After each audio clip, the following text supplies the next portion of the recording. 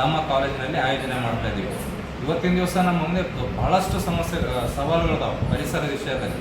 ನಾವು ತಗೊಳ್ತಕ್ಕಂಥ ಗಾಳಿ, ನಾವು ಇರ್ತಕ್ಕಂಥ ವಾತಾವರಣ ಎಷ್ಟು ಕಲುಷಿತ ಆಗಿದೆ ಅಂತಂದರೆ, ನಾವು ಪ್ರತಿನಿತ್ಯನೂ ಕೂಡ ಒಳ್ಳೆ ಗಾಳಿ ತಗೊಳ್ಬೇಕಾದ್ರೆ ಬೆಳಗ್ಗೆ 4 ಗಂಟೆಗೆ ಎದ್ರೂ ಕೂಡ ಒಳ್ಳೆ ಗಾಳಿ ಸಿಗುತ್ತೋ ಇಲ್ಲೋ ಅನ್ನೋ ರೀತಿಯಲ್ಲಿ ಇವತ್ತು ನಾವು ಬದುಕ್ತಾ ಇದ್ದೀವಿ.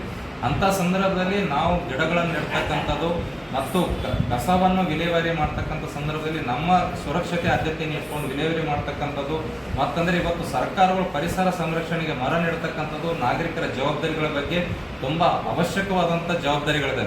ಇವತ್ತು ದೇಶ ತುಂಬ ಏನಪ್ಪ ಅಂದ್ರೆ ಔದ್ಯೋಗೀಕರಣ, ಏನು ಕೈಗಾರಿಕೆ ಸ್ಥಾಪನೆ ಹೆಸರಿನಲ್ಲಿ 1 ರೂಪಾಯಿಗೆ ಗಿಡಗಳನ್ನು ಮಾರ್ತಕ್ಕಂಥ ದಿನಗಳು ಬಂದಿದೆ. ಮೊನ್ನೆ ಒಡಿಸ್ಸಾದಲ್ಲಿ 1 ಲಕ್ಷ ಮರಗಳನ್ನು ಕೇವಲ 1 ರೂಪಾಯಿಗೆ ಒಂದು ಕಂಪನಿಗೆ ಮಾರಾಟ ಮಾಡಿದ್ದಾರೆ. 1 ಲಕ್ಷ ಮರಗಳು ನೆಡಬೇಕು ಅಂತಂದರೆ ಎಷ್ಟು ವರ್ಷ ಆಗಿರಬೇಕು, ಅಥವಾ 1 ಲಕ್ಷ ಮರಗಳನ್ನು ಕಡಿಬೇಕಾದ್ರೆ ಎಷ್ಟು ದಿವಸ ಬೇಕಾಗಿರ್ಬೋದು ಅವರಿಗೆ. ಅದು ಕೆಲವೇ ಸೆಕೆಂಡ್ನಲ್ಲಿ ಕಡಿಬೋದು. ಆದರೆ 1 ಲಕ್ಷ ಸಸಿಗಳನ್ನು ನೆಟ್ 20-30 ವರ್ಷದ ಫಲ ಕೊಡ್ತಕ್ಕಂಥ ಮಾವಿನ ಮರಗಳನ್ನು ಕಡಿದಿದ್ದಾರೆ.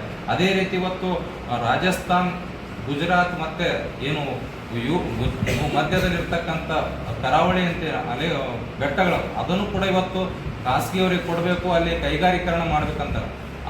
ಅದೇನಾದರೂ ಕಡಿದ್ರೆ ಇಡೀ ಮರುಭೂಮಿಯನ್ನು ಇವತ್ತು ಡೆಲ್ಲಿಗೆ ಬರ್ತಕ್ಕಂಥದ್ದು, ಈ ಕಡೆ ಮಧ್ಯಪ್ರದೇಶಕ್ಕೆ ಮರುಭೂಮಿ ಗಾಳಿ ಬರ್ತಕ್ಕಂಥ ವಾತಾವರಣ ಇವತ್ತು ನಿರ್ಮಾಣ ಆಗಿದೆ.